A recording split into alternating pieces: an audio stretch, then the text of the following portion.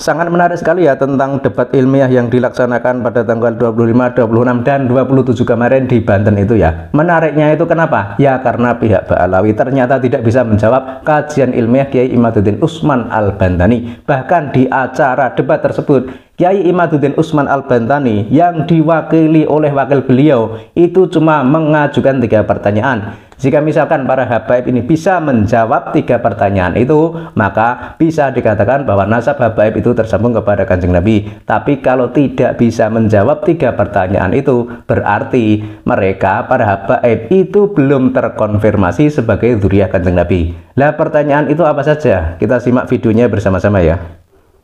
Ini dapat menjawab 3 pertanyaan di bawah ini, maka nasab para habaib sah menjadi keturunan Nabi Muhammad SAW secara kajian literatur kitab. Jika 3 pertanyaan itu tidak bisa dijawab, maka para habaib itu secara kajian literatur kitab bukanlah keturunan Nabi Muhammad SAW. Adapun 3 pertanyaan itu adalah: 1.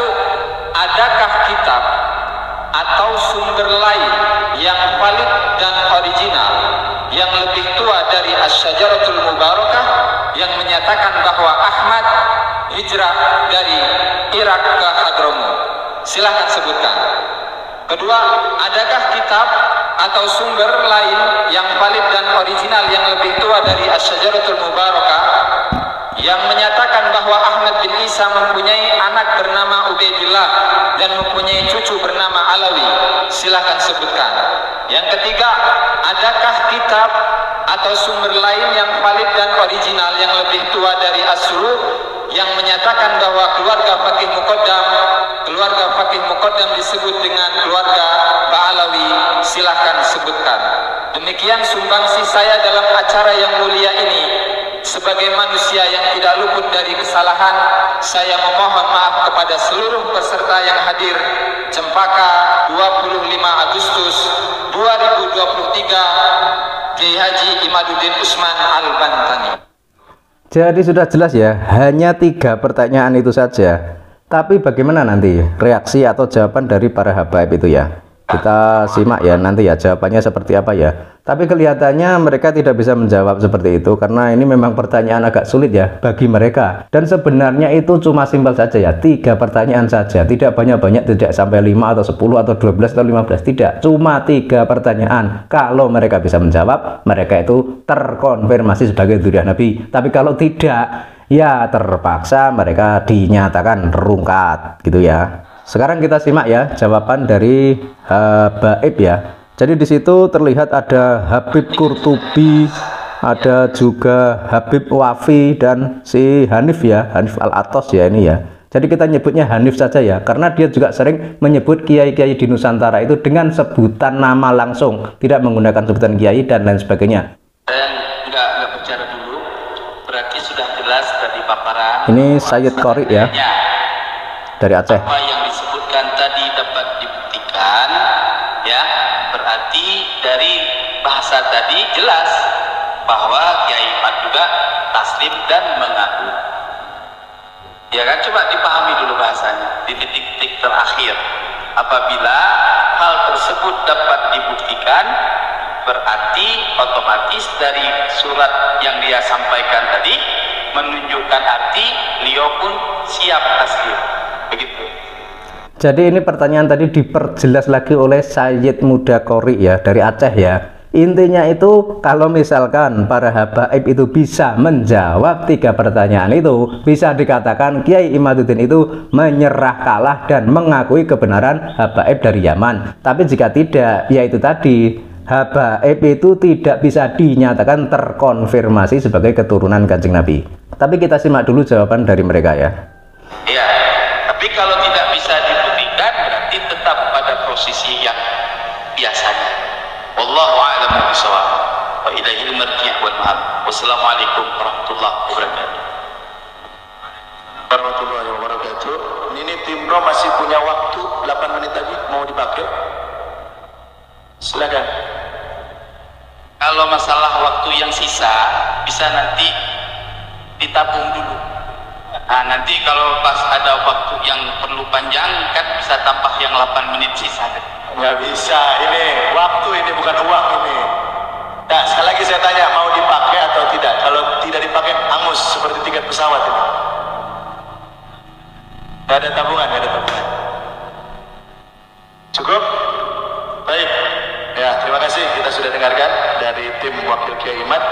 Jelas ya, yang paling menggembirakan tadi kejelian Said Mudaqori menjelaskan kalau ternyata bisa terbukti.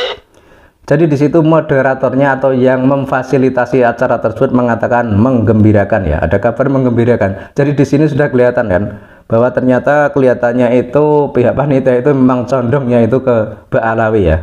Tapi kita simak dulu ya jawaban dari Mbak Alawi seperti apa ya. Melalui surat itu berarti Kiai akan otomatis taslim. Alhamdulillah. Ini gentle namanya. Selanjutnya dari pihak kontra, silakan bisa kami beri waktu. Jadi kan kelihatan banget ya keberpihakan si. Assalamualaikum warahmatullahi wabarakatuh. Waalaikumsalam. Allahumma salli ala sayyidina Muhammadin al-Fatih lima ughliq wal khatim lima sabaq nasiril haqq bil haqq wal hadi ila siratal mustaqim wa ala alihi wa sahbihi. Jadi panjang banget nih pembukaannya dari Hanif Al-Atos ini ya. Padahal intinya itu cuma pertanyaan 3 tadi. Jawabannya itu apa? Bisa menjawab atau tidak? Tapi ini dimulai dengan bacaan-bacaan yang panjang sekali. Kenapa saya duduk di sini? Kenapa saya belakangan ini cukup fokus meneliti masalah ini? Dan kelihatan pede banget ya dia ya. Berangkat dari pemikiran bahwasanya satu ilmu dengan kaidah yang ada di ilmu tersebut. Jangan mengarang kaidah sendiri. Bagaimana sih cara isbat nasab? Ini yang mesti pertama kita pikirkan. Ajukan pertanyaan. Kaifa yakun? Kalau dia nggak ada, bagaimana dia mau nyantumkan? Makanya nasab itu Abdul Malik di sini disebutkan. Sampaikan. Jadi kesimpulannya meskipun panjang lebar sampai berapi-api menggunakan dalil ini dan itu, tapi ternyata itu tidak menjawab pertanyaan dari Kiai Imaduddin Usman Al-Bantani yang diwakili oleh Gus Jazuli ya.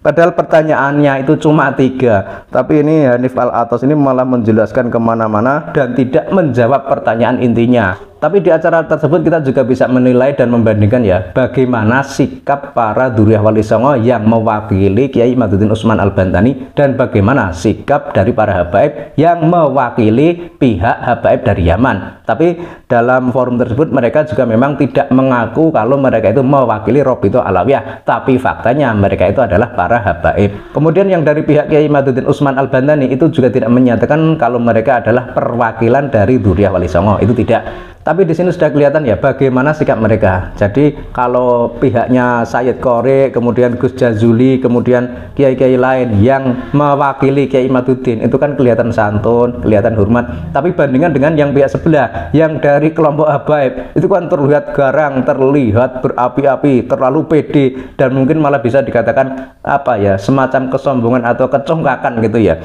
Bahkan kita juga melihat videonya itu Habib Qurtubi ya, itu yang marah-marah. Diam kamu, seperti itu kan. Padahal itu yang dibilangin seperti itu kan Sayyid Qori kalau nggak salah ya. Padahal ketika Sayyid Qori pas bicara, kemudian ada yang motong dari pihak habaib, beliau itu cuma diam saja. Tapi begitu Habib Qurtubi ini bicara, kemudian ada pihak yang memotong, itu dia marah-marah. Padahal ketika Sayyid Qori itu bicara, pihak habaib ada yang memotong, Sayyid Qori itu tidak marah. Jadi dari debat kemarin itu kesimpulannya apa? Ya kesimpulannya masih seperti dulu, pihak Ba'alawi belum bisa dan memang tidak bisa membantah kajian ilmiah Kiai Imaduddin Usman Al-Bantani. Jadi pertanyaannya itu cuma 3 tadi, singkat, padat. Tapi jawaban dari Hanif Al-Atos itu tidak menjawab apa yang dimaksud oleh Kiai Imaduddin Usman Al-Bantani. Sehingga dengan adanya acara debat kemarin itu makin kelihatan, makin nampak sekali bahwa mereka itu memang kalau dipertemukan dengan Kiai Imaduddin Usman Al-Bantani itu ya memang tidak level. Karena ini kan kajian ilmiah, harusnya orang-orang yang benar-benar berpendidikan yang berhadapan dengan Kiai Imaduddin Usman Al-Bantani. Dan sangat mendukung sekali kalau Kiai Imaduddin Usman Al-Bantani itu tidak hadir di acara tersebut. Kemudian bagaimana tentang nasib para Ba'alawi ini? Ya tetap seperti kajian semula bahwa nasab Ba'alawi atau para habaib dari Yaman itu tidak terkonfirmasi tersambung kepada Kanjeng Nabi. Itu baru berdasar kajian kitab nasab, belum melalui tes DNA.